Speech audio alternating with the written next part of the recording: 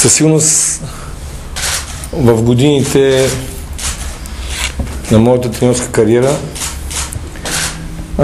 не съм си представил, че по този начин ще завърши както свършва сега, но завършва в абсолютно ясно съзнание и в ситуация на положителна емоция, категорично. На 48 години човек трудно може да се промени. Всичките ми действия в живота са били спонтанни, вследствие на дадена емоция, на дадена ситуация, която ме е потикнала към взимане на конкретно решение. Примерите са страшно много, така че този няма да бъде различен от останалите. Нощта преди да... На деня, в който взимам решение, нощта преди да взема това решение, ако някой беше ми казал, че ще се откаже от треньорството, ще да му си смея. Но пак се връщам. Както станах треньор на 8 юни, ако не се лъжа, неделя, го реших за себе си. Тогава единствената телевизия, която предаваше в България NBA, беше DSF. Предаваха неделните мачове, които са следобедна сесия в Америка и в 12 часа през нощта в Европа. Втория матч на Чикаго Булс в Солт Лейк Сити като гост, домакинство предимство на Юта. 1-0 за Юта и 9 точки на полувремето за Юта във втория матч. Предполагам, че за никой не е тайна, че съм болен фен на Майкъл Джордан. Тогава със съпругата ми живеехме под наем. Годината е 98 година, 8 юни, ако не се лъжа, ще видим, ако трябва да бъдем пунктуални, неделя. Следобедно изказване на Тошко Стойков предизвика у мен бурни емоции и свръх прилив на амбиция.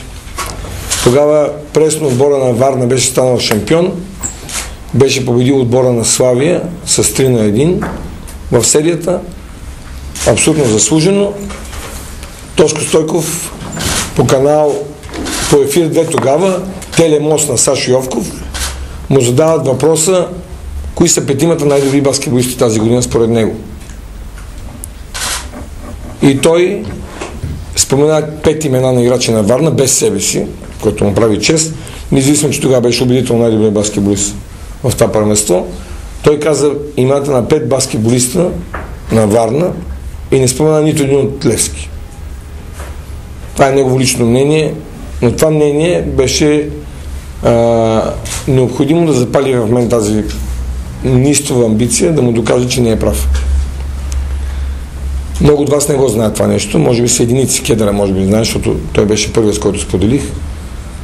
Изключително наудничествата идея от днеска за утре да решиш да станеш треньор. Това става в неделя вечерта и аз съм такъв, поставям си някакви задачи, казвам сега, ако Чикаго бие, направи обрат с 9 точки, това е знак на съдбата, ставам. Другото, което се зареках, че ще отида да пътувам и да гледам серията в Чикаго. Бог да го прости, имаше един служител на Федерацията по баскетбол, казва се Георги Мачев. Като му казваш, че от днеска за утре съм решил да пътувам до Америка, само че отивам до Кричин, ми каза, с голяма пишка лесно си пикае. Ще извиня, нали тук няма от тези медиите или па слагате точка. Заминах, гледах матч номер 4. В матч номер 3 Чикаго ги размаза с 40 точки. Матч номер 4 стана резултата 2-2. Както да е, помня, че гледам матч номер 5. Бързо 2 се свърши. В матч номер 3 1-1 е серията в Солт Лейк Сити, 2-1 става докато потом и присъства на матч номер 4, който става 3-1. Предстои ми да влезе за матч номер 5 с ваша колежка Миляна Велева, който беше тогава пратен от вестник 7 спорт. Отиваме в офиса на NBA и си мислим, че това е сокчикар. Нося едно писмо от Костелиев и той човек казва, господине, всичко е много хубаво, имате заявка само за матч номер 4. Дадаха ми 2 билета за матч номер 4 и докато навънка на руски чух, че дават $500 за билет, видях един човек с очила, сега да го видя, ще го позная. С табела, на английски написано нещо, тогава не знаех yes как се пише. И пише, работа за един билет. Миляна ми преведе. Отидах и му подарих билет. Билетът струваше $30, аз не ги вземах, защото и аз не съм ги плащал. Догони ми и подарих ключодържател на Чикаго. Чикаго биха, резултата стана 3-1 и в теперто очакване всичките искат да гледат последния мач на Майкъл Джордан в Чикаго. Аз не мога да влеза. Пробвах на всичко с Миляна. Знаете, българите сме комбинативни, дори и варианта евентуално тя да влезе, па акредитацията да излезе, да влезе. Естествено, Миляна е доста отговорен човек, притесни се и вика, не мога 8 без 5, вика, влизам. До ден днешен знам, че са беше 8. Миляна вика, не мога да чакам повече, влизам. Вика, Миляна, викам, уникален тест за мен в живота. Ако успея да влеза, викам, в залата, да знаеш, че не само ще стане треньор, но ще стане и добър треньор. Времето, това е оценката, когато някой говори колко е добър един треньор и колко не е, като кажа, той е най-добрият, винаги съм и против, защото няма най. Никой един треньор не работи с някакъв потенциал. Да сравняваме сега Хранов и Тити, кой е по-добър от двамата, при положение, че аз работя с звезди, които стоят примерно 10 милиона, пък Хранов работи 10 пъти по-добър от мен, но работи с потенциал за 1 милион, няма как да бъде по-успешен. Така че винаги съм твърдил, че най-определение за треньор, може би има един в света, в световен мащаб признат от всичките, че е във всичките спортове, най-най, и се казва Желко Обрадович. И не влагам пристрастие, това е факт. И отидах, типично в мой стил, не знам да сте го гледали, някъде съм го казал това нещо, в NBA, за разлика от България, където някой чака да влезе без пари, в NBA има ясни правила. За Тити Папазов някой го е платил този билет $30. Дали ФИБА, че Коста Лиев ми помогна или еди кой си, няма значение. Във всяка зала има офис на отбора домакин, огромно нещо на гърба и наредени покани билети, които са в пликове.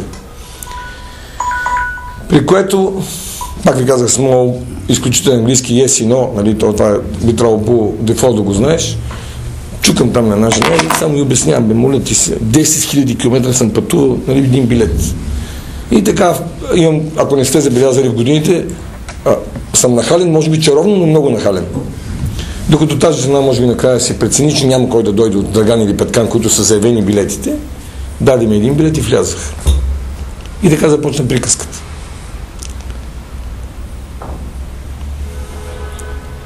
Горе-долу, по същия начин налудничево свършва. Но това съм аз. Нещо, като ми влезе в главата и като го реша, много трудно някой може да го обори, а още по-лесно, когато тези хора, които са около тебе, те поддържат за това нещо. Във връзка с това ви казвам, че в продължение на един месец ходатайства за Ники господина да го вземат във Варна. Защото съм убеден в качеството. Аз ходатайствах пред доктора, пред господин Папазов, пред Симо Варчев. Гарантирах с ясното съзнание, че заставам за човек, който има потенциал. Обаче така се решиха нещата и реших, че ще се оттегля от треньорството. Има и други неща, които ще ви кажа, които също са били малки зранца в това мое решение. Със сигурност има и шеговита страна на нещата. Бях при Георги Иванов преди няколко дена. Четвъртъка преди мача с Монтана. И споделих моето решение и той каза: ми викам, виж сега, аз съм аналитик, смятам, че съм много добър в това отношение, мисля, че съм добър в селекцията и добър в анализ. И моят прочит е, че най-обичен човек в синята общност, в синято общество, най-обичен човек от феновете на Левски е Георги Иванов. И ми викам, след това той може от треньор, директор, после пак треньор, после пак директор, защото да не го копирам. Той умря от смех, естествено е шеговито. Както и още една шега мога да кажа, дали в контекста на това, че наистина съм с абсолютно ясно съзнание, изпълнен с положителни емоции, когато съм взимал това решение. По една и друга причина, в последно време много близък съм с техническия директор на отбора на Несебър, Недялко Москов, наистина много близък. Както и с мой бизнес партньор от Несебър, Георги Николов. И открих новия Крив за мене. Знаете, че аз бях много близък с Криви и много страдах на неговите успехи. Запомнете сега едно име. Трайчо Грозев се казва голмайстор на Несебър, ще стане голмайстор на Б група и съм убеден, че с моята харизма ще му помогна, макар и на 3 години, да докаже името си в българския футбол. Естествено, трябва да дам значимото на мои приятели от вас, които им казах, че сега, когато съм свободен, ще се обърна естествено към ръководството на югоизточната Б група, да съгласуваме датите и да може и Левски баскетбол да не бъде ощетен и Несебър футбол да не бъде ощетен. Това е естествено в кръга на шегата. Когато Тодор Стойков на последното събрание на лигата коментирахме евентуално кой би наследил господин Георгиев по волята на договорката, че всяка година трябва да има по един представител на клубовете, който да управлява лигата, предложи това да бъда аз. Естествено, съм го приел като признание, естествено. В крайна каща, прекия конкурент. Аз не мога да кажа съперник или спортен съперник. Това е може би един от малкото играчи, които в моята кариера като треньор не съм успял да привлека да бъде мой играч. Съдбата пък ми помогна да бъда треньор в национална отбор на Тошко и после да бъда треньор в Луково. Така че не съм успял да го покана, защото смятам, че няма баскет, изключение на Тодор Стойков, който да е пожелан от мене като треньор, да не е играл с екипа на моят отбор, който е. Защото имам и 2 години много добри, също добри спомени в Луково.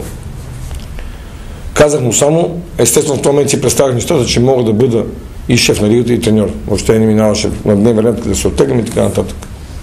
Мислейки много върху въпроса, ще се изглежда много смешно, а и ненормално, независимо, че в България стават доста ненормални неща.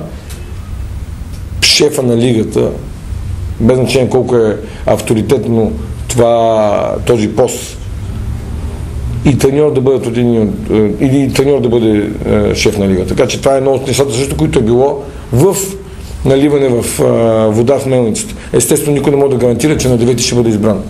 Това е личен избор на хората. Някой не им е приятно. Със силност пожелавам на този, който ще бъде избран, евентуално, ако не съм аз, да направи толкова, колкото съм правил аз за момента в този един месец за лигата. И за 3 отбора от лигата. Без да съм станал още някакъв. Това бяха доста неща, които се струпаха в един много кратък период. И естествено, не на последно место не знам доколко сте запознати, но аз имам изключително близки семейни приятели. Сме с семейството на Деси Ангел и на Киркор Киркоров, които живеят извън България и сме цяло лято заедно, бяхме заедно на почивка. Там беше един от най-другите ми близки хора, Кучето. Вие го знаете повечето. На времето бяха написали Кучето го удари еди кой си. Каза се Петър Багниев и така всички заедно се обединихме около това мое решение. Те ме подкрепиха. Даже Деси беше доста убедителен с аргументи, които са лични. Не е нужно да ги споменавам, но хора, за които аз имам и уважавам много и имам голям респект към тях, просто в един момент съпаднаха това мое моментно решение, че това е най-правилният ход. Дали е така или не, колко ще ми липсва треньорския пост, емоцията, защото аз наистина в тези 17 години с някакъв кратък период от 1 година, в който пък господин Златев тогава ми даде възможност да бъда и в Сан Антонио, и 2 месеца в Макаби, и 3 месеца в Панатинайкос, така че бях и треньор на национален отбор в годината, когато нямах клубен отбор.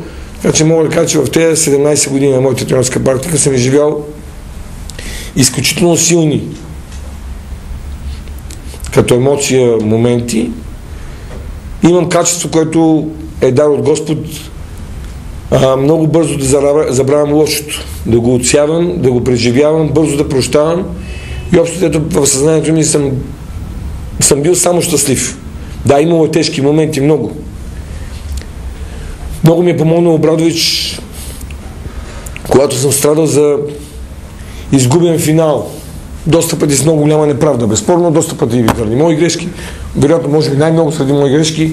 Вероятно заради неправда. Вероятно заради липса на спортен шанс. Казвам го на всеки. Пожелавам на всеки един треньор да има моя късмет. Поне моя късмет.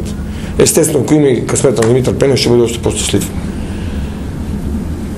Успях да се преборя с загубите в съзнанието си. 17 финала имам загубени като треньор. Повечето, отколкото са титлите. Титлите са 12, Много ми се иска да станат поне 13, има една, която е сол. На 90% извоювана от мене. Благодарност имам, сега когато Везенков признава, че съм имал заслуга за титлата 2006, който ми беше ограбена. По-днешки. Така че 12 и някаква илюзия в 13-та. Много голяма разлика от първи и много далече преди трети. Обадих се на Петко Нев, му казах, извиняй, много имах голям стимул да настигнат и за титли не мога да направя в два живота напред. Така че викам, съм до тук. Естествено, с много пак доза хумори. Аз съм човек, който съм изключително широко скрен и много хумор има и изключително чувство за хумор. От тук нататък само знам едно, че вече съм се заразил в новата си роля. Помогна ми страшно много Европейското първенство за юноши до 16 години, където видях един отбор, според мен с голям потенциал, с много добри треньори, с изключителна химия и с невероятно себераздаване. Нещо, което е било винаги в основата на големите успехи на българския спорт. Ние нямаме много обективни причини да имаме да бъдем претенции, да бъдем четвърта сила в света, каквито бяхме на Олимпиадата в Сеул. И това, че сега преди да дойде тук, срещнах две много големи легенди на българския спорт. Един, който може би е един от първите трима. Валентин Йорданов и Рахмат Сукра.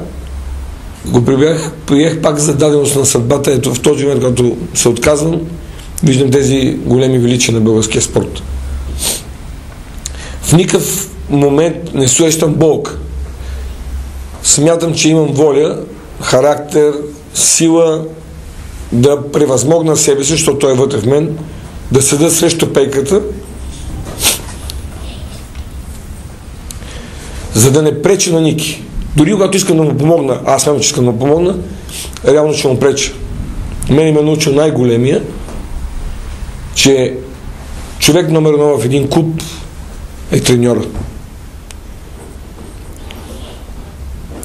И когато аз съм го изповядал това нещо в продължение на 18 години, не съм допуснал нито един от моите президенти. И пред нито един от моите собственици не съм бил мишка. Няма как сега аз, колкото да ми иска сърцето и душата да бъда на пеката, защото това е краста, това е зараза при мен, да бъда различен. Значи няма да бъда себе си. Ще седа от среща, защото смятам, че Ники заслужава категорично това, което съм го решил в себе си. Да бъда честен, това е съдба. Слагам си ръка на сърцето, този пост беше гласен за друг човек. За Тони Дечев. Не мога да му се сърда, със сигурност остава. Може би единственият тренер, от който нямам победа. Имали сме един матч, победилме и това остава така в историята. Защото има много мачове, то на големи треньори, на треньора на националния отбор на Испания, Ортега, който има 2 победи като треньор. Не аз, отбора естествено. Сам никой не може да победи никой. Съдбата така е предложила, то ни пое по прав път, в края на кращата. Аз само мога да бъда щастлив, че със сигурност на най-водещия отбор и на най-силния отбор в България Лукол и на един, надявам се, от водещите, поне най-малкото като име и като история клуб в България, треньори ще са и са вече тези, които са били мои помощници.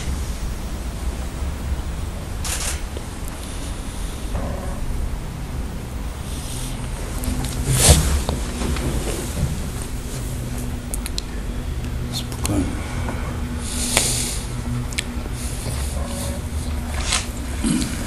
Тази снимка наистина е уникална.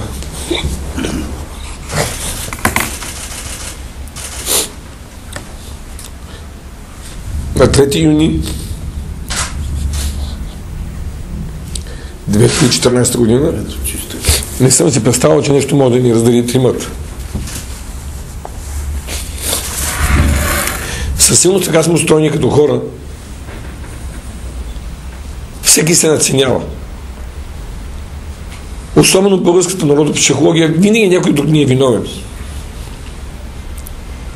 Мога да се заблуждавам, Но категорично твърдя, че екипа на Левски от 2014 година плюс управлението на Левски от 2014 година е със сигурност най-стойностно нещо в българския баскетбол, от който аз присъствам значимо в него като някакъв. За съжаление, не по наша вина, а поради липсата на държавни институции, сериозни, каквито трябва да бъдат Националната банка и да не засягаме другите, че са много чувствителни, този екип и този отбор, за съжаление, беше разбит.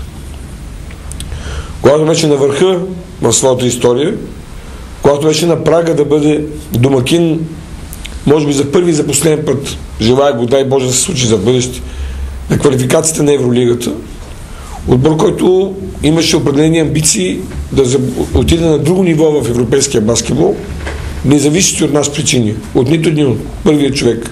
От Джиджев като президент, от целия управител свет и от нас като спортно-техническо ръководство, никой не носи вина за това, което се случи с КТБ. И ако трябва да бъдем обективни, има далеч по-сериозни потърпевши, отколкото баскетболен клуб Левски. Но всеки ще живее с неговата болка. Има болници, има хора, които сигурно животоспасяващи операции не са могли да направят заради това, което се случи. Но и това също приемам със знак на съдбата. Ако съдбата е била благосклонна към мене, аз съм човек, който безкрайно много вярва в Господ, всичко ще бъде наред, Левски ще бъде с много добър потенциал, с доста добро представяне в лигата на Адриатическата лига. Гарантирано нямаше да може да се класираме в квалификацията от 8-те отбора да се класираме за да бъдем част от Евролигата, но със сигурност щяхме да направим празник, какъвто в последствие пак успяхме да направим в зала Арена Армеец на 15 февруари. Малко по-късно ще говоря на тази тема. Това също съм си го мислил много пъти, защо винаги съм смятал, че човек в живота трябва да бъде добър, да се старае да бъде добър, да потиска егото си, колкото и да е трудно това, да се опитва да прави добрини, за да може да получава добрини. Със сигурност някъде може би съм сбъркал. Със сигурност има хора, които съм обидил, свидетели много тук червено вяки. Тежка простотия. Но със сигурност смятам, че пак казвам, човек така се наценява винаги, че беше спрян полета на един нов Левски, който искаме да направим. Това също го приемам за знак на съдбата, така че може би това е бил моят връх в моята кариера. От тук нататък аз започнах като президент.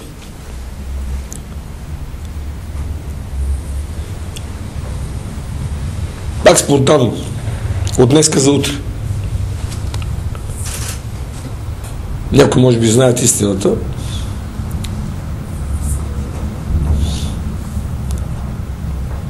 Че Тони Дечев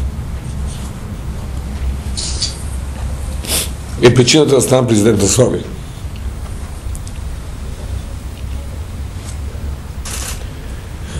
Затова и много ме боли, че не сме заедно. Не мога да му се сърда. Питаме. Както каза той, не ме пусна, но не ме спря.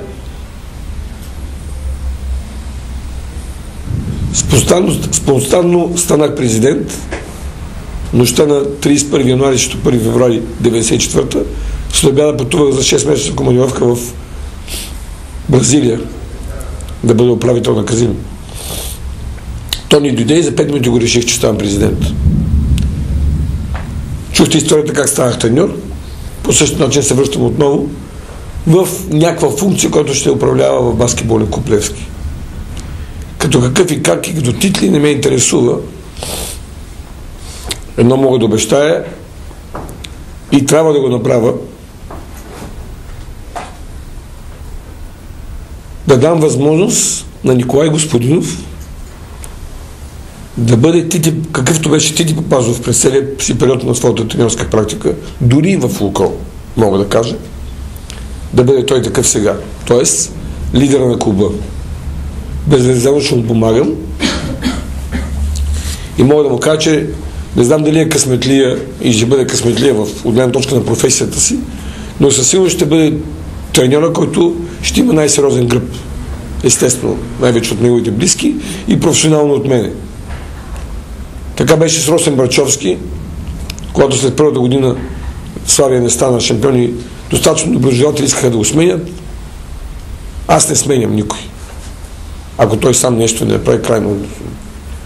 Така че отново ще бъда в някаква роля на управлявам. Доколко ще се справя, доколко не, пак ви казвам, доста емоционално ми е. Бъдете сигурни, че не съм се готвил за това събитие, какво да говоря. Знаете, че говоря на Прима Виста.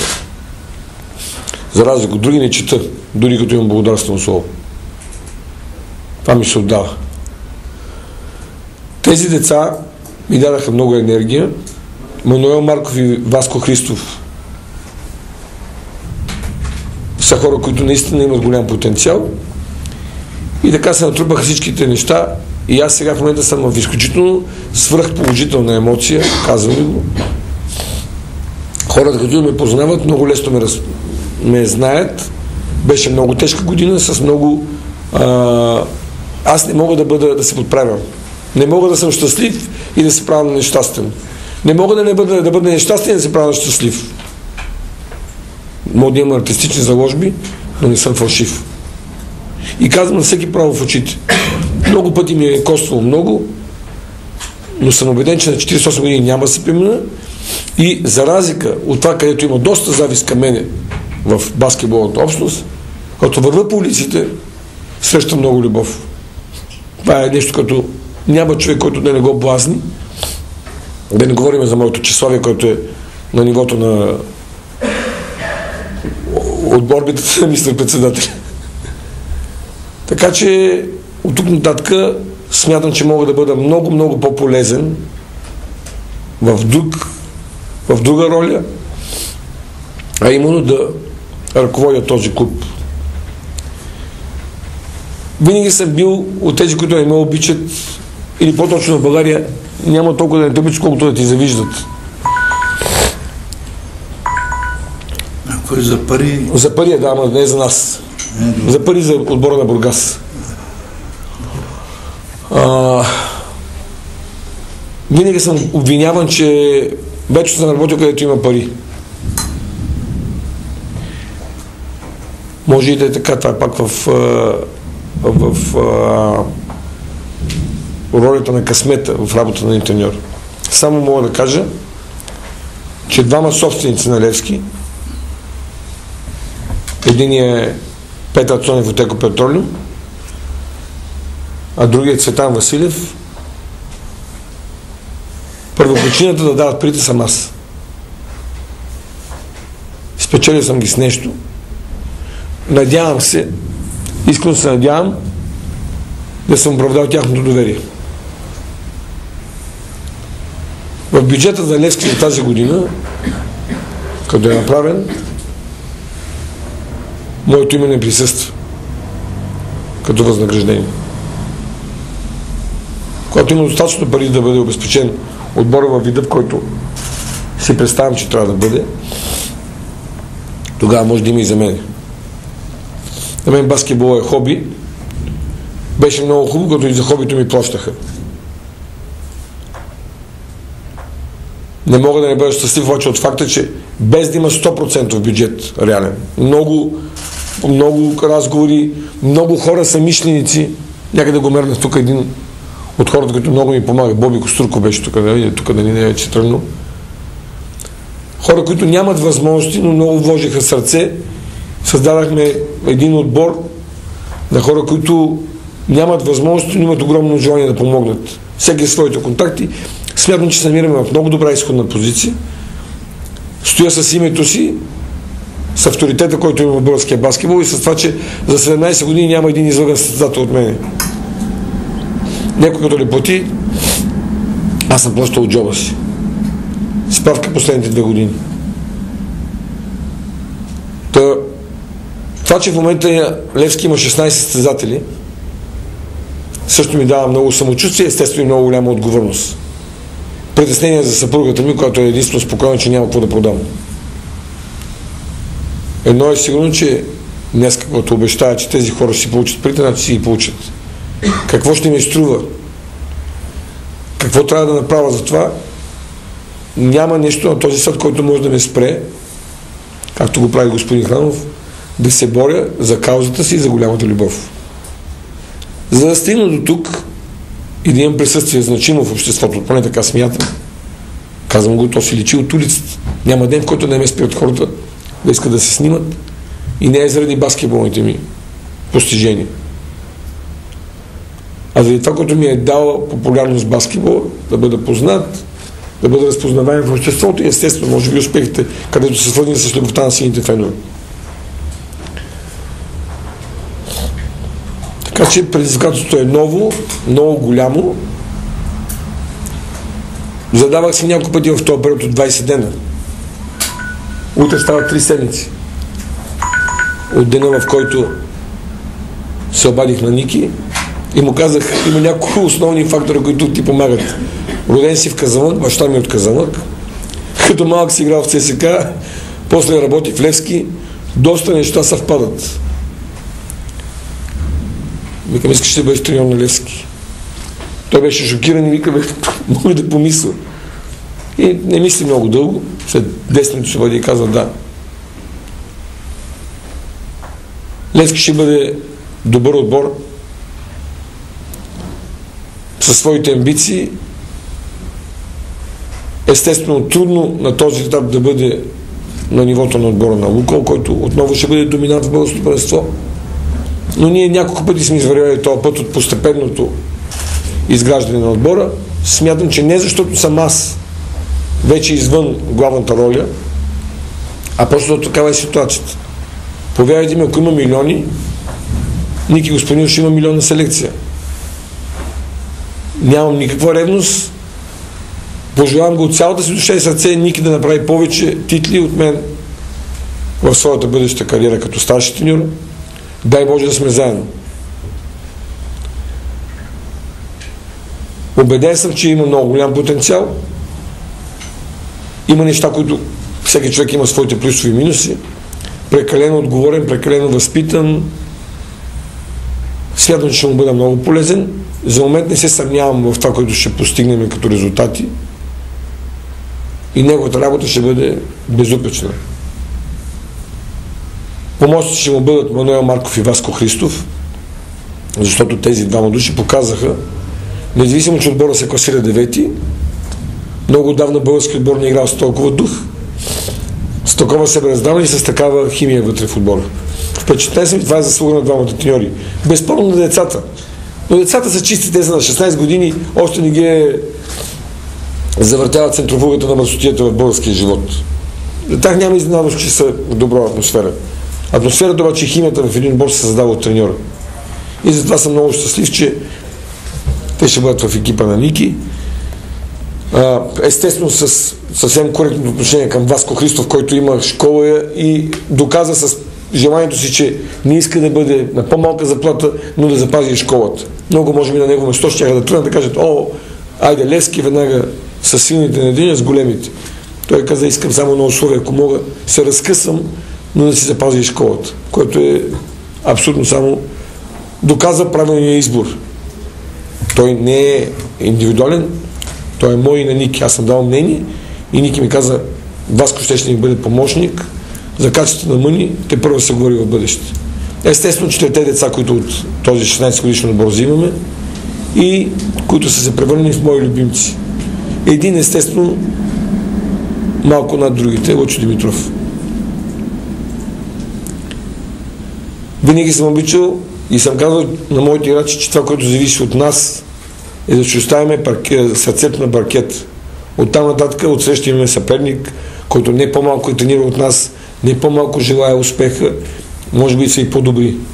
Когато ние ще оставим сърцето на терена и сме дали всичко от себе си, не може да бъдем недоволни от своята работа.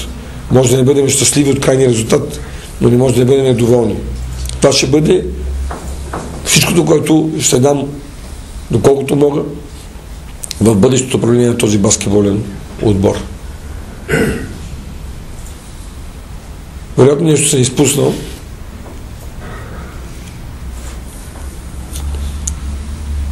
Естествено, трябва да благодаря на всички играчи,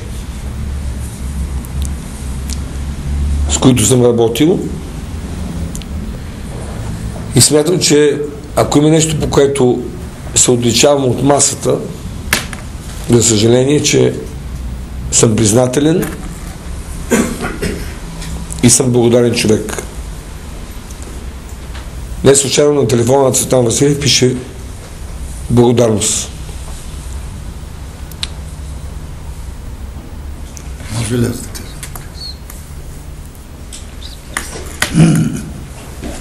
А ти записки си? Не, аз тук съм си записал. Аз записки и аз като тебе не чета. Аз дойдох от дълбоко уважение към вас, към аудиторията. На първо место към съдбата на българския баскетбол и след това на Левски. Такива мухихани като Тити Папазов и има още малко хора. Те почват да изчезват. Българският баскетбол и софийският баскетбол са поставени на карта. Аз приключих преди един час разговора с Танас Коломеев. Сутринта с Тити имахме една среща импровизирана на басейна Спартак и там 9-10 човека, адвокати, инженери велики и така нататък. И на мен, понеже аз съм свикнал да сумирам мнение на обществото, на хората, и те потвърдиха това, за което говори Тити. Значи Тити стана под върбата на басейна Спартак треньор. Ултимативно малко. Така, ултимативно. Тити го заведохме в Балканската универсална банка, по-джапанки, по-бермудки, и една като Марина Влади пита кой е той, ми викам, той ще бъде треньор. Така. И мога да се кажат, искам само два примера да дам. Аз съм около 40 години директно в управлението на спорта. Цял живот питам и се уча.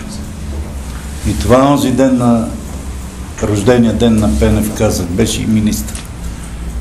Трябва човек да се учи и да чете. Спорта не е така да има само така да ти е дошло. Трябва да се учи. Първо искам да ви кажа, когато стана треньор, Тити правеше разбори. Двама треньори, единия по футбол, другия по баскетбол. Тити по 16 страници писмен анализ. Все едно война и мир. Така... Оказа се грешка във времето. Не знам грешка ли не грешка. Няма да заправя в Ботевград. И така нататък. Така. Още един пример ще дам за това какво е Тити Папазов. 4 месеца отбора не беше получавал отбор. И в стил, наш стил, отидох, намерих 3000 марки. Занесох ги там. Тити ги раздаде на всички състезатели, но за себе си не остави една марка. Тези простички примери. Умни хора, анализатори хора разбират за какво аз говоря.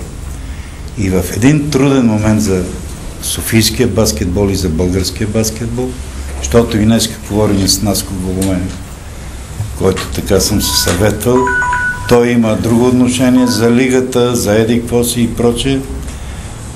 Говориме, в този момент такъв човек като Тити е изключително полезен за българския баскетбол, да се вземе с неговите контакти, с неговата пробивност и липса на алчност.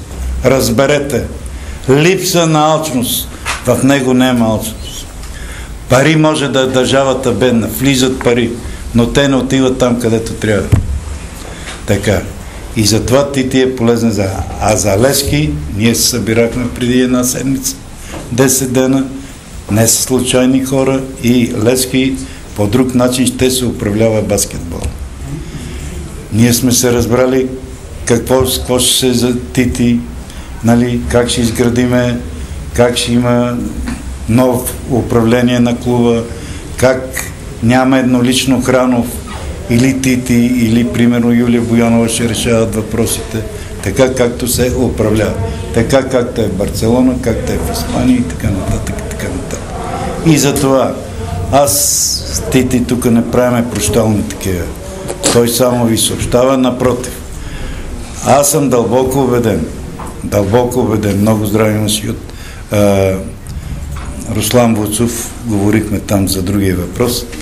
Значи много разчитам, че ние в близките 15-20 дена ще сложиме ред и в нашата къщичка, защото ние имаме една много добра школа на момичета и на момчета на Герена, с добри треньори. Завършвам с това, искам да изкажа благодарност от нашата съвместна работа, защото ние ще продължим с Тити. Аз и да не съм Левски, ще помагам, защото аз обичам много баскетбол. Да благодарим и на хората, които и за жените, и хората, които са давали пари на Левски, независимо кой.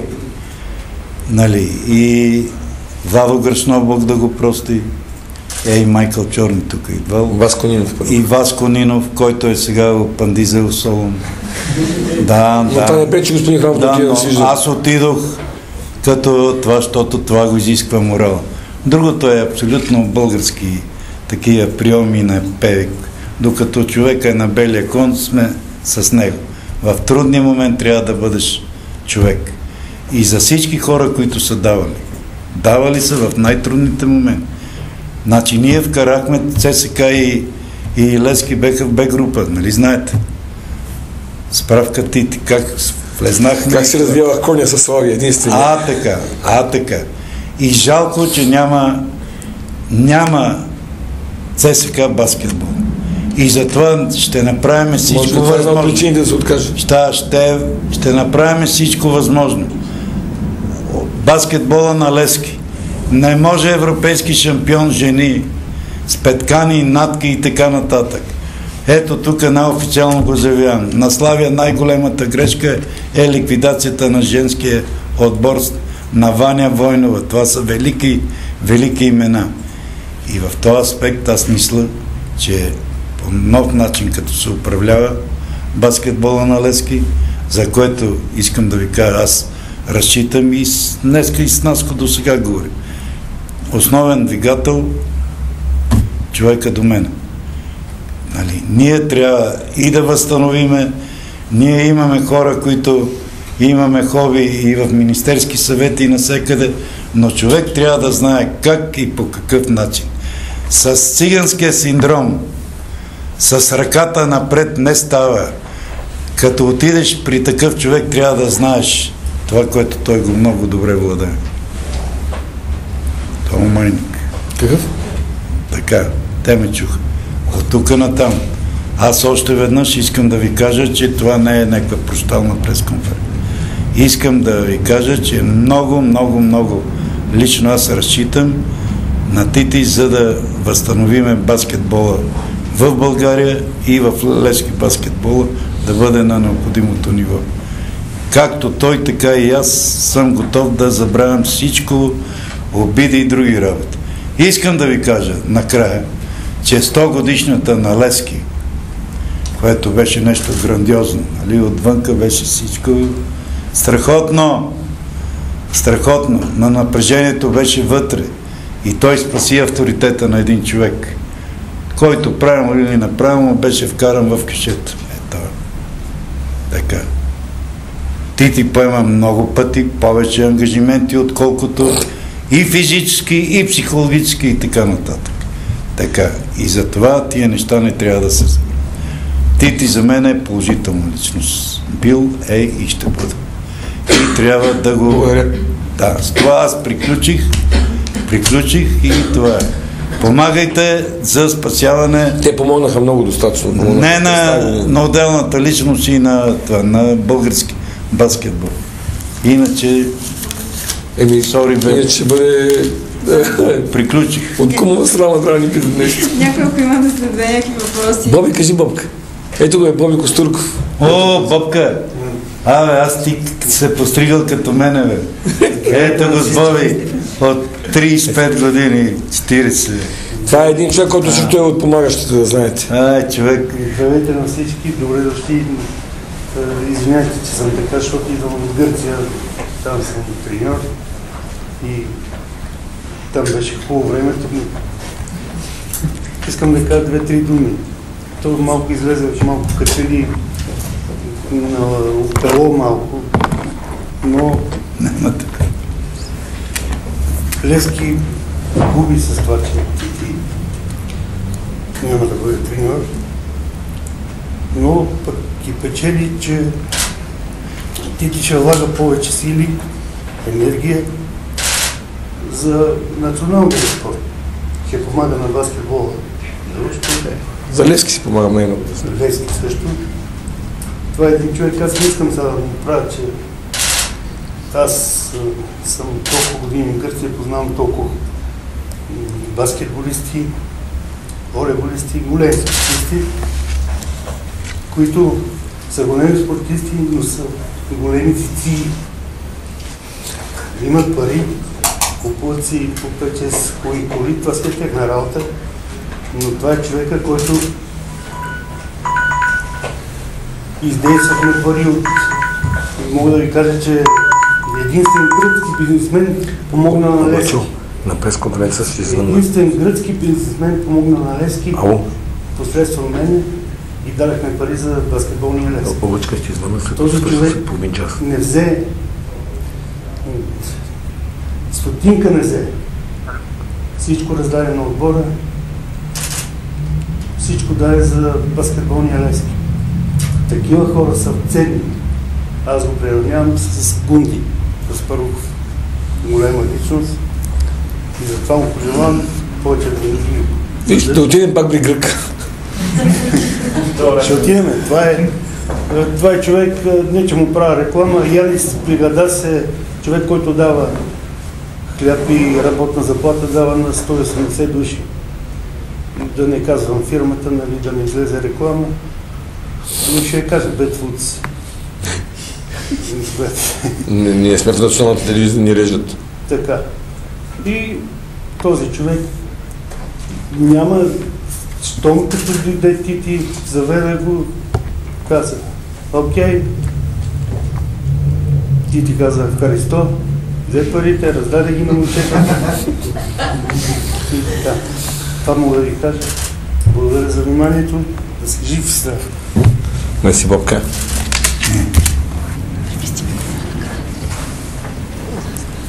Господин Хранов. Знаете ли, че Торо, за да стане баскетболист, дължи на Тити? Първият му матч с Сари Соло, Торо почва да играе баскетбол на 19 години и Тити го пуска. Никой не му се е бъркал в работа. И Тити го пуска Торо. Бяхте шокирани всичките. И първите 3 минути Торо вкарва 8 или 10 точки. 8 точки подбят. И оттам му тръгна на Торо. Така ли бе? Ама аз не забравям, а някой забравят. Хората ще умрат от глад. Да, ако имате някакви въпроси, да свършим на бързичко, защото ни прекалихме малко. Стефан, как... Телевизионното време, може би канал 3 излъчва на живо единствените. Стана въпрос за юбилея, който беше юбилея на Левски. И наистина бяхте мотора на всичко това. Бяхме... Вие ли ми говориш? Един от моторите. Да. Не дайте така. Но един от основните двигатели. Участие ще имате в това събитие, което предстои. Пак ще има подобно нещо, матч ще отдадем. И какво искате да отправите по съобщение към феновете? Вижте, със сигурност винаги съм казал на моите играчи, че когато легнат вечер в леглото и правят анализ на деня си, първо не могат да се излъжат какво са направили. Единствен човек, който не може да излъжеш на този свят, това е самия себе си. И второ, аз съм свикнал да правя анализ на моето ежедневие, на това, което съм случил в моя живот. Баскетбол и успехите в баскетбол са ми донесли много емоции, но 3 неща, ако трябва да направя сега анализ какво съм свършил и какво съм оставил зад гърба си, 3 неща са водещи. 2008 година участието в великолепната шесторка и това, че смятам, безспорно не мога да пея, Явно класата на Мариана е била много висока, но това, че направихме един страшен екип и тогава спасихме един дом за деца. Искаме си някой ден да направим нещо по-добро и от това в своят живот, но за сега това е номер 1 в живота ми. Под номер 2 е юбилея и може и под номер 3, ако може да правим някакво степануване, ама като изживяване, може би дори по-силно от юбилея, и събитието на 15 февруари. Много ми се иска сега, когато Левски изпитва трудности, безспорно. Голямото лице на Левски е футбола. За последния път 2009 година отбор е шампион. Аз имам своя теория и тя никъде не е крие, че от тогава, когато Джеймс го няма, е ударена тежка клетва, иначе няма как да се служат тези неща невероятни. Автогол на Везелов с отбора на Славия беше с 8 човека на този мач, съдията беше от нас. За съжаление Господ или клетвата на Кокала, не знам, нещо има. Но когато Левски не е добре, Левски е в ръцете на своите фенове. Единствено, което ще кажа и с което искам да призова феновете на Левски. Да, много е трудно да се постигат непрестанно върхове. Много малко хора вярваха в това, което стана на нощта на 23-24 май. Със сигурност беше много велико, много истинско и много от сърце направено, защото го направиха феновете. Впоследствие това, което стана на 15 февруари, мога да кажа, че всяка титла и всеки успех е много изживяван, но това, което сме изживяли, което всички изживяхме в отбора, още тлее в нас и това е може би една от основните причини хората, които миналото ги настрадаха, отново сега са фронтмени на селекцията на Левски. Павката, Митко Ангелов и Алекс. Естествено, Евгений Хаджирусев, тези, които бяха в отбора. Ивко. Много ми се иска сега, когато опонентите на Левски, опонентите на тази изключително синя любов, която има в феновете. Но това няма нещо, което е по-голямо в тази държава от любовта на сините фенове. Това е най-голямата партия в държавата. Няма държава, няма в България нещо с такава численост, което да ги обединява. Това са сините фенове и синята общност. Единствено, което искам да докажа на всички, че ако първият път е било емоция за 100 годишната на Левски, вторият път е било спасение и чиста добрина към спасяването на баскетболния отбор, сега на 10 октомври ми се иска да бъде точно толкова пълен стадион, колкото беше пълен на матча с Лацио. Независимо, че противника не е толкова привлекателен. Сините фенове са подложени на последния си тест, за да докажат убедително, че са най-великите в България. И то заслужено. Не от моите уста признание, а от признание на историята и на фактологията. Когато на 10 октомври отново Василевски бъде пълен, ние ще докажем, че не е Лацио, не е спасението на отбора, не е Юргунден, аз не мога да ги изреча даже как се казват, а ние сме силните, феновете на Левски. Ще направя всичко възможно, каквото мога по силите си, стадиона отново да бъде пълен. Смятам, че ще бъде много по-лесно от всякога. Защото това е последният тест, веднъж за винаги да се затвори устата на всички критици, какво има Левски. Левски има най-великото нещо. Апостола, Божи дар. Ние да бъдем и името на нашия клуб да е името на най-великия българин. Имаме невероятната любов на хората, така че аз безкрайно много уважавам всички отбори, но трябва да се знае в тази държава, че има един, който е над всички. Няма значение къде се класира и какви са резултатите. Синия фен достатъчно много ги е боляло, нормално е да иска да бъде вечно пръв, защото това е нашата природа. Нашия патрон е най-истинският човек в държавата, който е расъл. Естествено, типично български предаден. Така че ние, когато носим името на Левски, не може да бъдем никакви други, освен истински, честни и да се борим да бъдем номер 1. Да се борим за правдата. Без значение, че тя винаги има някакво фокус. Мятам, че няма да бъде трудно. Естествено, сега да използвам да благодаря на медиите, които спасиха и бяха в изключителна съпричастност в трудностите на година на Левски, както и медиите, които ни помогнаха. Без вас трудно може тази пропаганда моя, на всички, които обичат Левски, на всички, които агитираме за това събитие, тук не е въпросът колко пари се съберат. Тук е въпросът да докажем, че ние не сме и нашата дейност не е плод на емоция, а е плод на нещо, което е много истинско и нещо вечно. Любовта към любимия отбор. Без значение от неговата класа. Мен ме боли, когато на Герена не е пълен догоре. Аз ще бъда щастлив тогава, когато осъзнаят българските сини фенове, че присъствието на стадиона доказва твоята голяма любов. Ти сам можеш да помогнеш. 20 мача по 10 лева. 200 лева тази година може да отделиш и да си на стадиона. Не мога да си представя при 1,5 милиона София и 300 хиляди приходящи от района да се чувстват столичаните и стадиона спърхва да не е пълен всеки матч. Дори и с да не обиждам някой отбор. Който и да е той. Когато успеем като фенове да напълним стадиона, да не търсим кусури на треньора, да не търсим кусури на който управлява сега Ивото и Драган, он ден беше Тодор. Типично по-български, Тодор Батков сега е оценяван. Сега му срадват, сега му ръкопляскат. След време хората ще осъзнаят. Човек се оценява тогава, когато го няма. Ние, казвам ние, защото това е нашата родна действителност, ние сме възпитавани, за съжаление, в липса на благодарност и на признателност.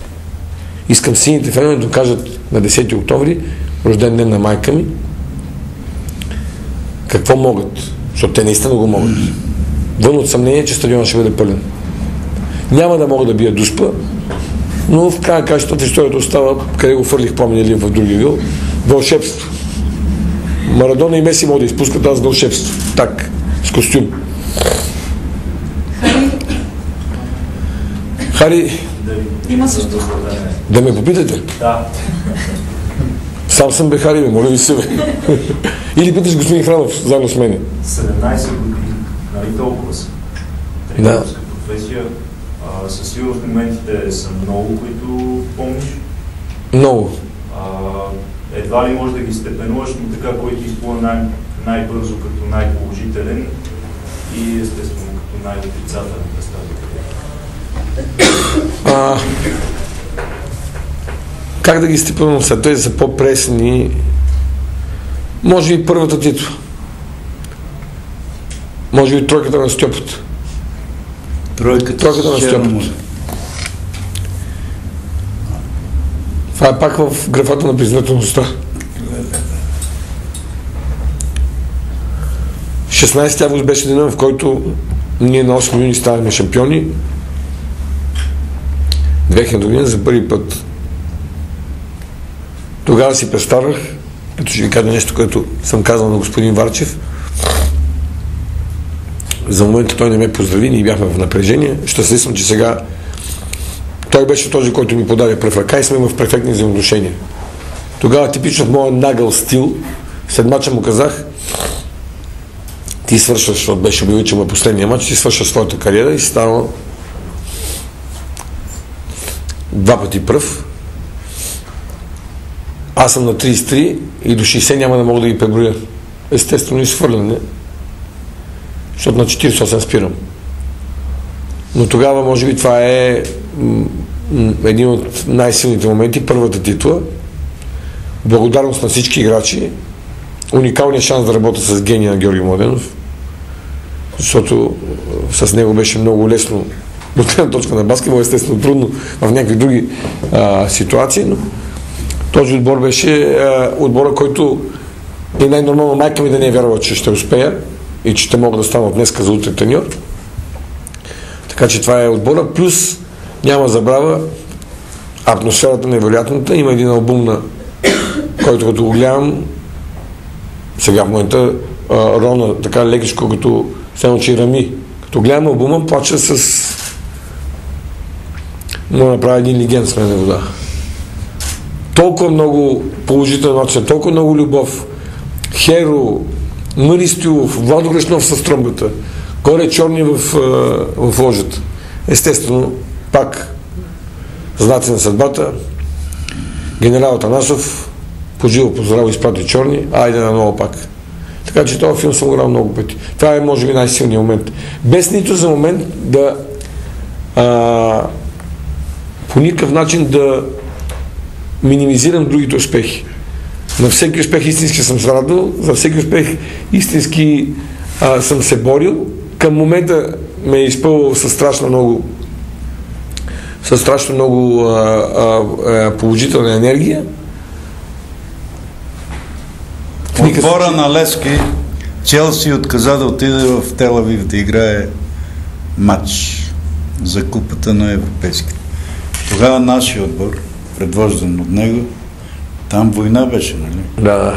Отидохме и 40 телевизии от цял свят. Така ли беше? Да, и се видяхме с Майкъл Чорни. Благодарение на Майкъл Чорни се предаваше. И нас ни изкараха като герой. Но ние отидохме, освен да играем, отидохме и той ни помогна с $150,000. И след това някои ваши колеги писаха глупости. Без значение, това са Но това си стои. Айде ти. Не, да кажа някои моменти, които сестам ми кари ме питат, да кажем и за лошите. Ако трябва да съжалявам за някой момент в живота със сигурност, те са два, чисто свързани с баскетболната кариера, моменти, в които и в двата пъти съм бил 100% прав. Не съм имал правилния изказ. Първият 2003 година скандала с Сашо Везенков на принципна основа, категорично прав, но моята уста няма цетка, грешка. Много по-силно ще бъде аргументиран, ако държах позицията си, без да преминаваме в зоната на обидите. Със сигурност в следващия случай на 1 март, ако не се лъжа, случая с Борко Чилингиров. По никакъв повод човек не трябва да, независимо колко е прав, да унижава другите хора. Затова и много скъпо платих. Ако смятате, че някой ме е накарал да подам оставка, да знаете истината, аз лично съм подал. А че правих организация типично в техен стил, правиха. Както вероятно ще правят след 10 на дена. Това е техен проблем. Въпросът е, че съм се опитал, естествено с едно извинява и не става, втора година подред на, как се казва, за прошка беше празника? Покладе ли там? Не. Окей, има ден, в който се проща, искаш прошка. Сирни заговезни. Да. Може да каже господин Чилингиров дали не съм пращал съобщение, защото какъвто е той, всеки един от нас е равен на тази земя. Да, много голяма грешка. Изключителната потия, защото било червенояките. Под властта на емоцията, да, много амбициозен, защото бях категорично информиран Росен, кога ще почне матча, защо ще почне по-късно матча и така нататък. Но човек трябва да умее да се контролира. Аз съм такъв. Това правя. Това са лоши моменти. Най-голямата ми и най-тежката нощ и най-тежките 3 дни в моята история като треньор са дните между 10 август и 13 август 2013 година. Загубата от Румъния. И Христов може да каже цяла нощ как съм бил. Последствие си легнах, получих нещо свързано с сърцето, защото дойдоха лекари в Шведския. И дните до 13 домачи с Исландия. Това са най-тежките ми дни в живота. Щастлив съм, че съдбата ми даде шанс да победя в този матч, защото съм убеден, категорично заявявам, че исландският отбор е по-добър от българския. Но като Исландия звучи държава джудже. Ваши колеги казаха, Исландия, и ако бяхме паднали, ще да бъде за най-големия некадърник. Молих се много на Господ, казвам ви честно, и един океан сам самичък. Дори Мило Ралчев и той вече не можаха да ме познаят. На никой колега не пожелавам да живее 72 часа. От 10 до 13 август. И когато моята реакция след победата, ваша колежка определи като Тити Сеночев стана световен шампион, тя била именно в връзка с това. Огромното напрежение, което тежеше върху мене за евентуалния неуспех. Съжалявам естествено за скандала преди матча с Естония. По никакъв начин не взема да е заоправдаван и да вменявам вина на някой друг. Само, че смятам, че можеше поне 48 часа да се мълчи, да опитаме аджеба да биеме Естония, пък тогава да си вадим керливите ризи. И твърдо заявявам, че такива или такива, близнаците са най-големите имена в момента в българския баскетбол. Радвам се сега да кажа нещо, което много ме боли, го казвам категорично. Ние имаме перла в короната. И тя се казва Александър Везенков. И вместо от един месец всеки ден да се говори само за това момче, ние пак ми се струва, че малко спестяваме. Барселона, Стоичков, Везенков и не се знае след може би нови 30 години някой друг. Моля ви, нека да експлоатираме хубавите неща, които има в българския баскетбол. Александър Везенков е явление. Страшно скромно момче, който съм уверен, че ще успее. Радвам се, че ще бъда в Барселона на неговата първа тренировка, случайно на съдбата. Така, заминавам други ден за Барселона една седмица. И съм обещал, че ще водя на вечеря с Обрадович. Моля ви се, ние трябва да успеем да си отгледаме звездите, да бъдем позитивни. Да, бъдете критични. Но когато има нещо хубаво, сега видях, че Барселона са му забранили, трябва тези, които конкретно пишат за баскетбол, убеден съм, че и Тошко, и Хари не пропуска, в неговата страница пише всички българи, където играят, дори някой в Тамбакту да играе и за него пише. Дайте да си помагаме един на друг, да си отгледаме звездите, защото те не са много. Ние успяхме. Чепати безспорно. Много чепати. Сигурно някаква част от косите са им паднали, са паднали заради тях. Но като близнаците нямаме. Значи ние трябва да слагаме на кантар нещата. Що може в България Пербатов да не е в национален отбор? Що може Матей Казийски да не е в национален отбор? Що може близнаците да са в национален отбор? Значи нещо има объркано. Не само в самите тях. Ето казвам ви, мечтая си за момента, който седна с Матей Казийски, да го убеда. И да ми каже ли нещо? Ще го направя 100%. Ако ми гарантира, че целият национален отбор го иска. Ето, настръхнал съм. Няма човек, дървото мога да накарам да разплаче. И Матей Казийски ще го бъда да дойде. Само да съм сигурен, че го искат. Защото завистта и злобата е в пъти повече, отколкото любовта към всяко нещо в България. Казвам ли го? Не може да се оттърсиме, това е нашата реална действителност. Ние да имаме най-добрия волейболист в света и той да не е на европейско место в България. Значи трябва да си заудежим главите. Всички, които се занимаваме спорт, не само волейболните хора. А те пък въобще не трябва да се появяват. Срам! Това е срам за българския спорт.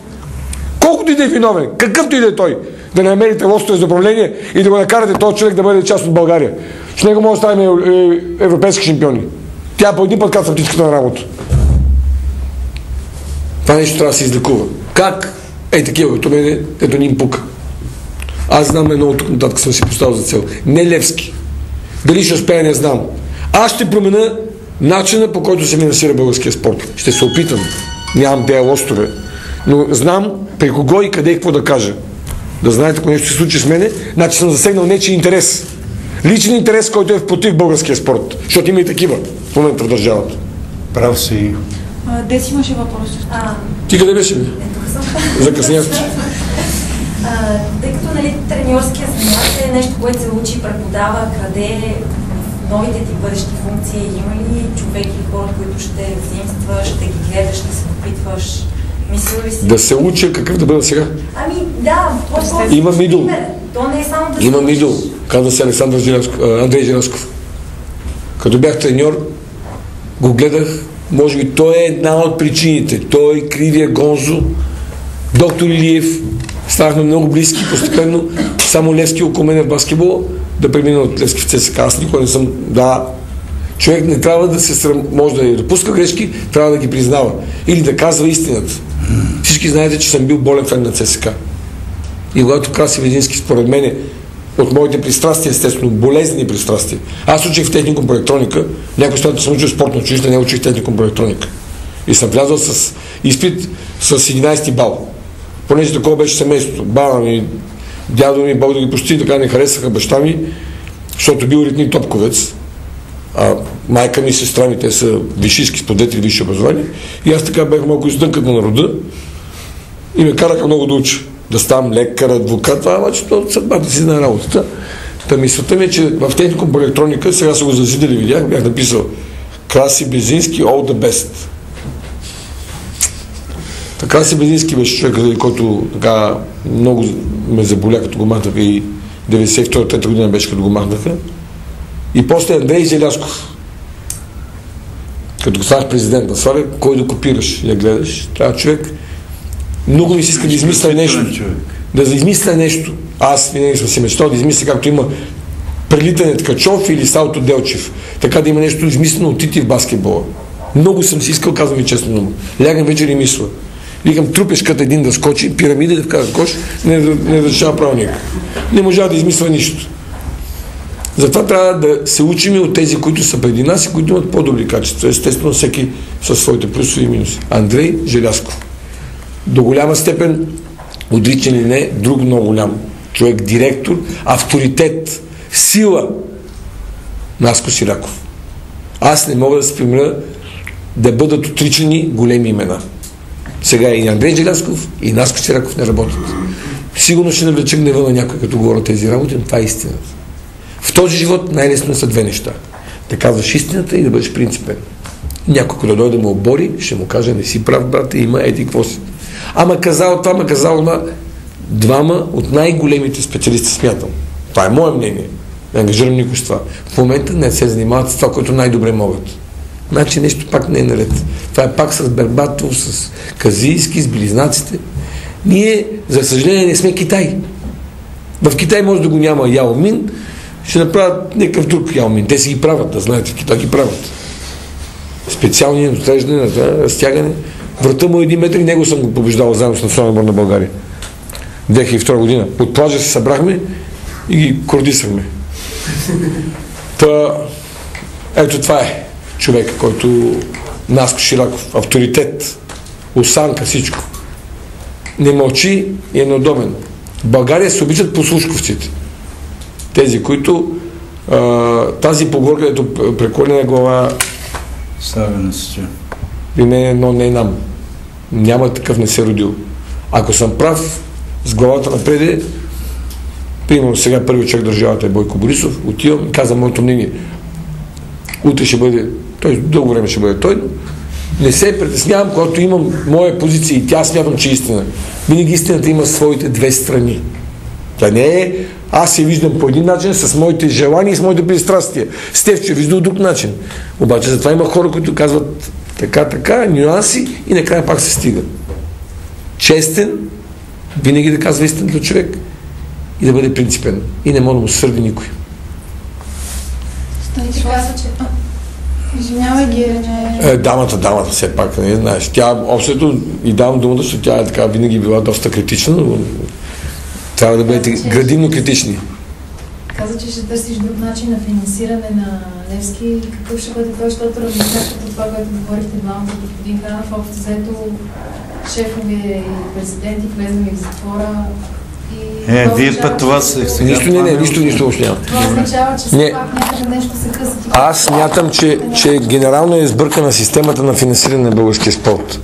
Когато българския спорт 1988 година достига своя връх и България с 10 златни медали на Олимпиадата в Сеул, това е единствено естествено само на стратегията, която има големия брат тогава Съветския съюз, да покаже, че съвършеността на социализма, който като строй е по-истински, по-честен, по-могъщ, освен въоръжението на двете големи нации, Съветския съюз, тогава СССР и Америка, следващото мерене на пишките си изменения е в успехите в спорт. И затова там членките на СИФ мачкат здраво. Съветски съюз, ГДР, България и между тях се вмъкна САЩ. 88 година на Олимпиадата в Сеул. Ако нещо платихме прескъпо своята демокрация, защото няма безплатен обяд, за да живеем в демокрация, трябваше с нещо да платиме. Платихме с две неща, които са в фундамента на развитието на социалната политика на един народ. Спорта и културата. Това са двете неща, които западнаха рязко. Да, освободихме се. Всеки човек има възможност за изява, няма лимитация, не се изиска да сте роднините ви членове на партията, за да разкривате своя потенциал. Може да пътувате навсякъде по света, стига да имате своите финансови възможности. И тази демокрация, и тази свободия, защото в България няма демокрация, в България има свободия, я платихме прескъпо с българския спорт. Отделни индивиди, които обичат спорта, личности, които една стотинка да е дал за спорт, трябва да се накланяме до земята, да се навеждаме и да сваляме шапка. И такива, дето са дали милиони, Гриша Ганчев, Батков, Цветан Василев, да не изрем всичките. Всичко това е плод на емоция. Може би единствено като бизнес на този етап вече се случва в Ловеч при Гриша Ганчев. Значи ние трябва да намерим механизма, в който държавата трябва да стимулира едрия бизнес, да даде възможност на хора, които не са сантиментално свързани с спорта, да помагат на спорта. Защото когато икономическите си мачкан, давам справка. Аз бях собственик, президент, продадах апартамента, като нямаше какво да продавам, от собственик, който трябва да дава пари, станах треньор. Много просто и ясно. Когато нямаш регулатор, който да определя как българския спорт да бъде финансиран. Пример, държавата гарантира на Левски 200 000 лева. И Левски се измъчва, но има 200 000 лева и неговите дечица играят. Съществуват. Ако имат потенциал хората, които работят с Левски, тези 200 000 лева на базата на контакти, на базата на добър менеджмент, на базата на добър мерчендайзинг, на базата на това, че имат възможността да експлоатират огромната любов на своите фенове, стигат до 1 милион, до 2 милиона бюджет, но имат сигурни 200. Тогава ще има някакъв спорт в България. Държавата да подсигури минимални средства. Аз не обвинявам държавата. Обвинявам това, че няма механизъм, на който трябва да се спреме. Има по-умни от нас, със сигурност от мен много по-умни, които са го направили. За съжаление, данъците в България са 10%. По времето на управлението на царя, ако някой е мислил малко по-градивно, като ги намалява от 27-8 на 10, да се седи да каже на 13 и 3 оставаме за спорт. Тези, които дават за спорт, може да дадат 3% да отидат за спорт. И като 28 слизат на 13, те са много доволни. Всичките. Ма сега се слезе вече на 10, няма да ги сваляме повече. Ако трябва да дадат, забравят. Значи това с данъците вече е объркано. Изпусната е ситуацията в управлението на царя. Защото трябва да има някой, който да му се чепи пипито и да има отговорността да мисли за спорт, а не мисли за себе си. Сега, единството, което ми дава самочувствие, надежда, вяра, че ще успеем, е, че изключителна слабост към спорта има министър-председателя. Ако ние му предложим работещ вариант, в който не са засегнати сериозни отрасли, защото аз си говоря от моята камерия за спорт. Има приоритети в държавата, има медицина и така нататък. Но това е въпрос на добро желание, на добра комуникация и съм готов. Едно от нещата, което съм си поставил пред себе си като задача, е да намеря начина, при който да направя спойка между различните институции в държавата и да намерим решение как в някаква степен да бъде финансиран български спорт.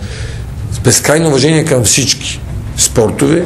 Има значими спортове олимпийски, които носят престиж за държавата. И има и социални спортове, какъвто е нашия.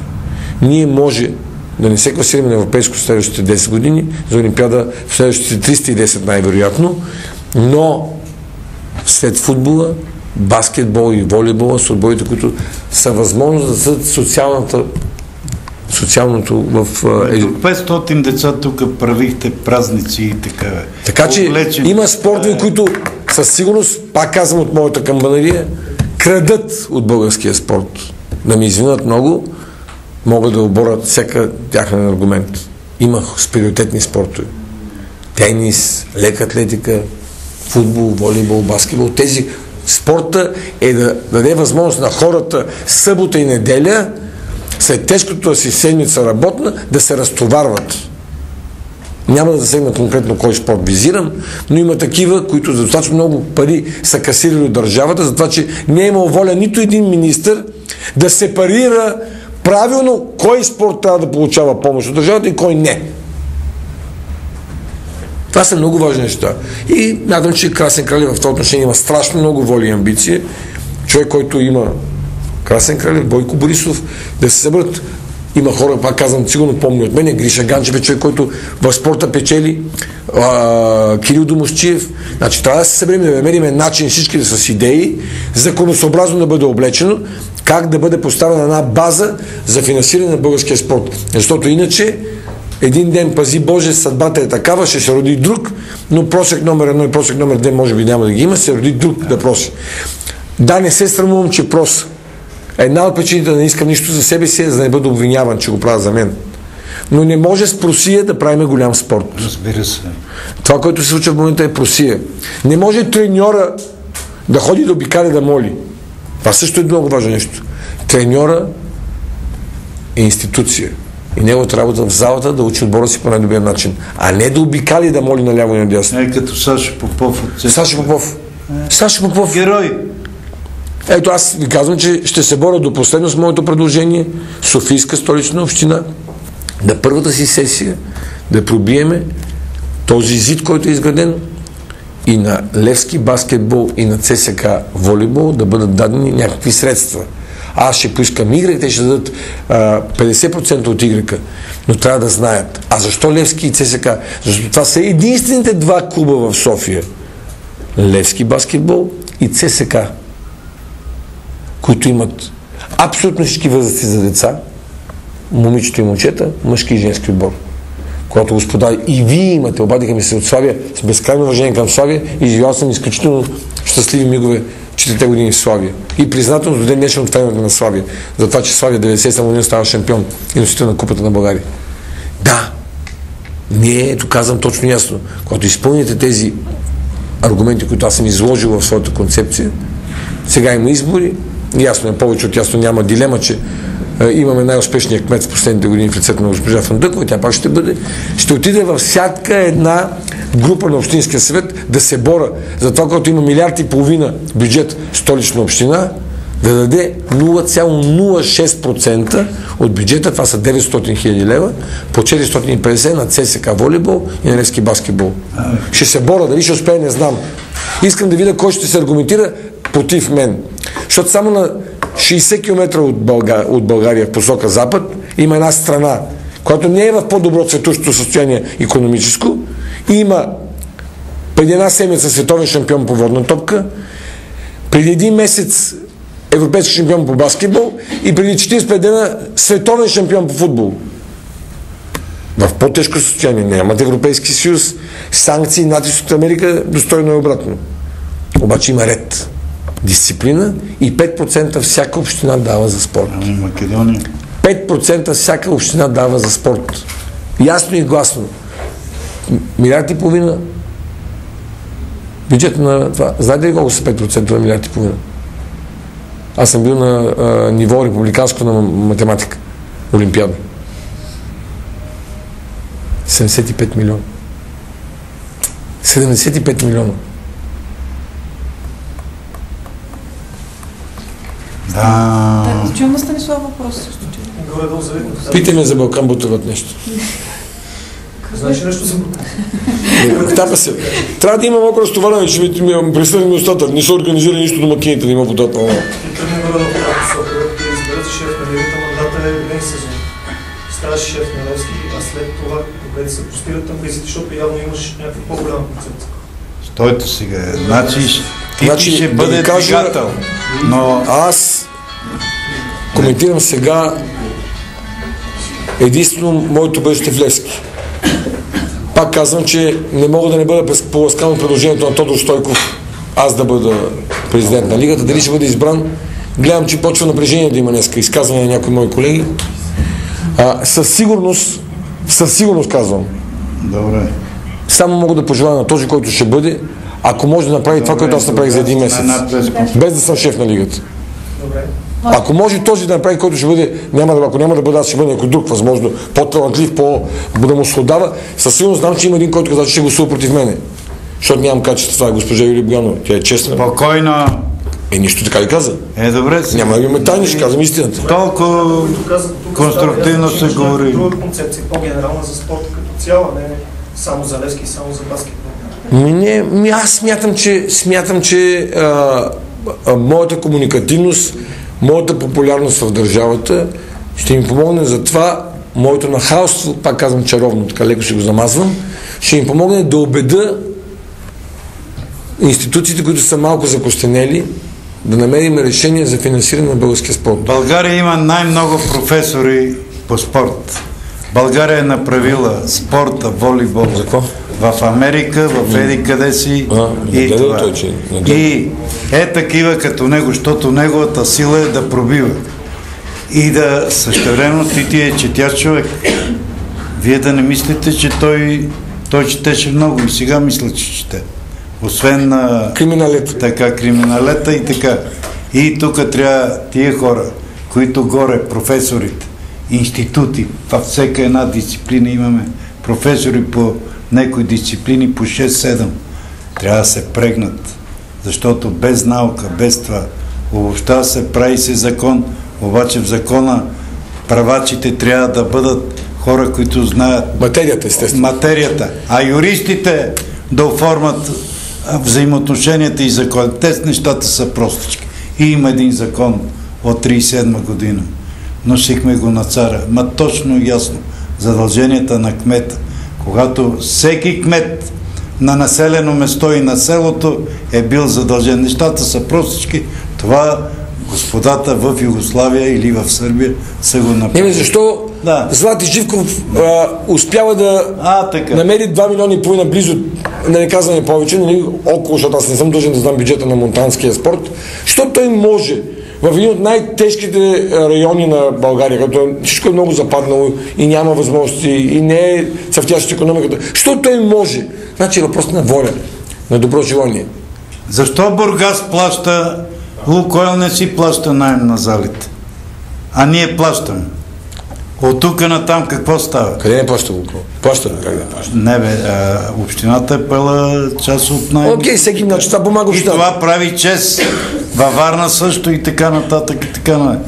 И госпожа Фандъкова е с изключително разбира. Обаче има хора там, които не дават точна информация и на нея. Ако бъде направено официално, тогава няма да разчитаме на добрата воля и на любовта на... Значи господин Злати Живков, той ще направи математиката, затова ги бие като тъпан 4-5 мандата вече. Ако са 4, сега ще бъде 5. Как бие тъпан, така бие той на изборите. Защото е намерил най-прекия път. Тези хора намират удовлетворение, събота, неделя имат занимание. Той така е преценил. Но не трябва да разчитаме на гениалността на Злати Живков. То не е открил топлата вода. Или на Живко Тодоров от Стара Загора, или на Георги Георгиев от Ботевград. Трябва да бъде, това нещо да бъде законосъобразно, да бъде прието и утре няма да бъде Злати Живков, ще бъде еди кой си, защото няма никой вече на този. Аз пак да бъде така. Тръгвам, защото за спортното училище има проблеми. Ако имате въпрос към господин Храмов, все пак не е... Вижте, трябва да работим. Отразявайте истини. Не беше доволен от моя отговор. Амбициите са ми свързани с това Левски да бъде направен най-професионален баскетболен клуб. Левски трябва да стане един клуб и аз разчитам изключително много и аз и левскарската общественост на клуб. Това мога да кажа. Виж някой лев, ако може нещо такова. И толкова. Това да видим. Ти, Соня ще говорят и говори с другите. Волейбол, обади се на Пламен Константинов. Той знае, че тук с при тебе си. Добре. Да. И без да сте говорили това, което ти каза за Казийски. Как да не е, това е срамота, бе. Аз се срамувам. Като българин аз се срамувам, ако Матей не играе утре в залата, като сме домакини. Срамувам се, казвам и често. Не да се обвинява, сега това му казал. И той какъв мъж, ако някой му казва, който е рекал да не играе. Добре. Айде, пожелавам ви всичко най-хубаво. Някои други въпроси има ли, колеги? Тошко? Ще бием рекорди. Ами сега да ви кажа, знаете, проявявам ревност. Моя ден откриване, господин Борисов говори много, викам, сега ще го задмина. Но това, което става, това да се отбележи. Залата в Русе, залата в Пловдив, площадката, която се направи на Спорт на София. Имаме някакви първоначални разговори, концептуално тук е место, където може да се направи нещо много значимо в района на залата и залата за бъдещето на българския спорт. И когато имаме вече и база, значи ние не можем да бъдем само да хулиме държавата. Държавата помага до някъде, докъдето може и трябва да се въведат нови, пак казвам, нови правила. Да дадем възможност тези неща да се случат. В това са свързани моите амбиции. Дали ще успея, човек трябва да си поставя високи амбиции и когато дори моите играчи съм казал, поставите си дори нереалистични цели, за да може когато да не успеете, но и гоните тях, в подножието на тези нереалистични цели пак ще бъдат върха на реалностите. Това е. И от днес обещавам да не минавам на червено. Ето, това е официално. Запишете го, хората от КАТ да знаят. Винаги човек трябва да намери нещо силно да го контролира. Това е нещо, което не мога да го контролирам. От 1 януари до 15 март 2011 година карах само на червено, викам Господ, че ми помогне, павката изпусна леяп.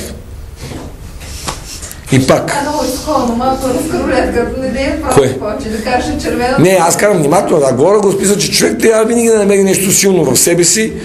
Аз най-много след моето семейство обичам баскетбола, така че в името на баскетбола съм готов да спра да карам на червено.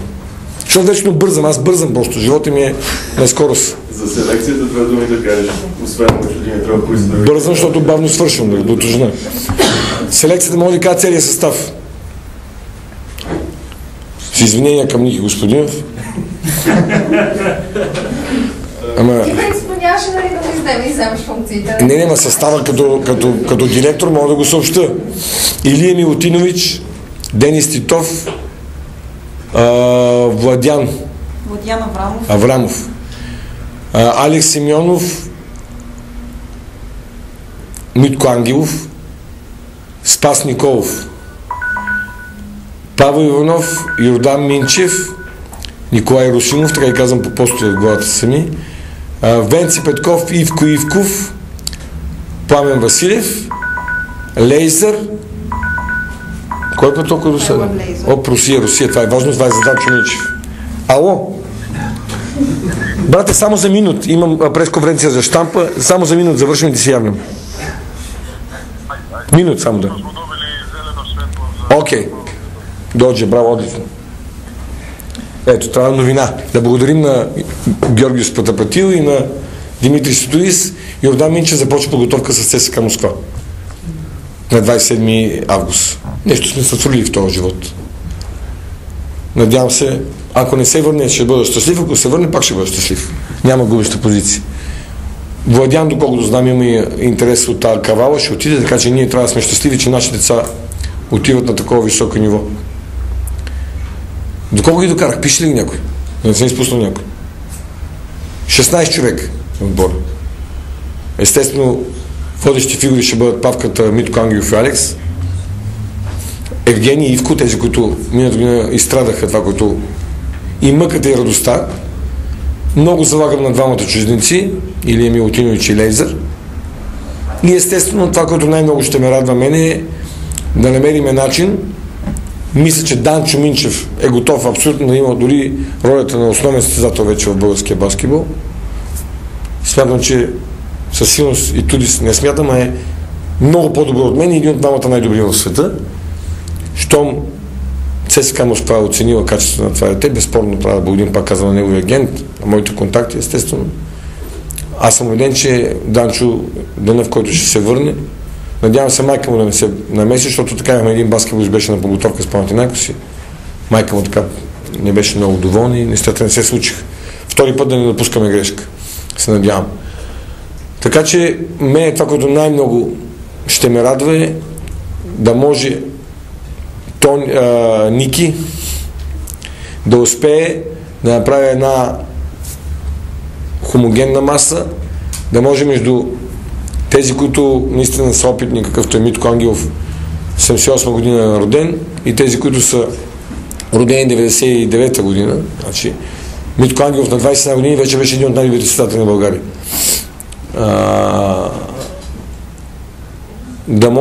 Да може да направим нещо много добро. Убеден съм, че пред Левски има сериозно бъдеще.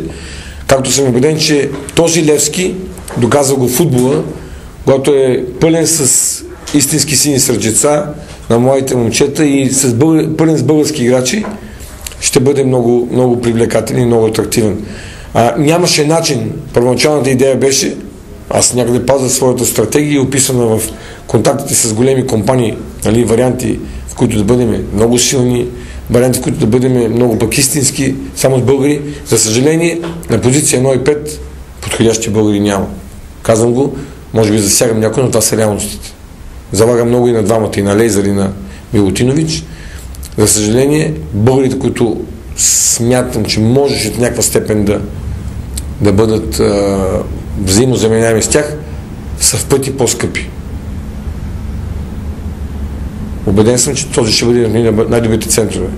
И с него случваме. Още не сме подписали, има договорено всичко да се надявам. Аз съм човек, който вярва в Господ. Що ме каза на думата мъжката, аз съм казал да и те са казали да, че нещата се случат. Това е отбора. Почва подготовка в понеделник. Ник има уникален късмет. На 22 заминавам за Барселона. И волю-неволю ще трябва да говорите с него. Да го питате, той да ви отговаря, да си влезе в ролята. Да, треньор.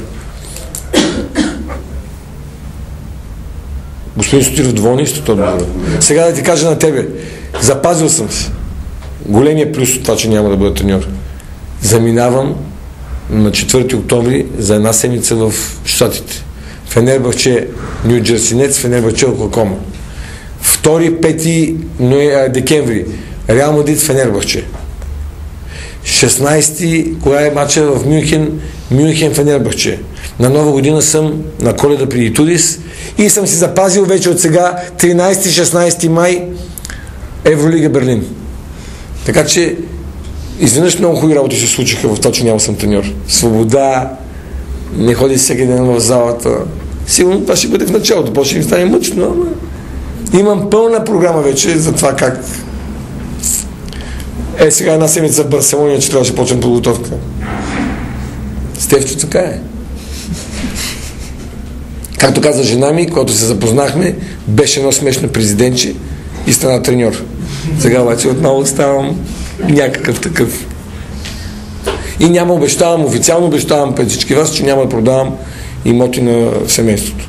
Добре, не са останали такива. Винаги нещо. Ще обещавам, Мила Маргин децата няма да страдат за това, че аз съм дал дума, че тези момчета ще бъдат обезпечени. Тоше? Липсват ми твоите въпроси. Like always. Хари, голяма снимка.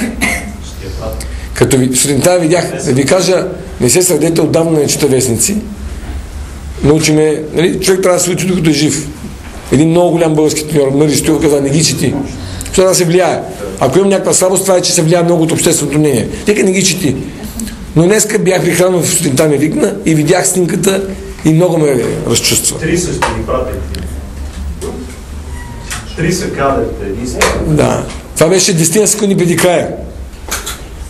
Да. Събрах ги и казах, искам никога да не се делим. За съжаление, що не си го спрял? Не съм спрял никой.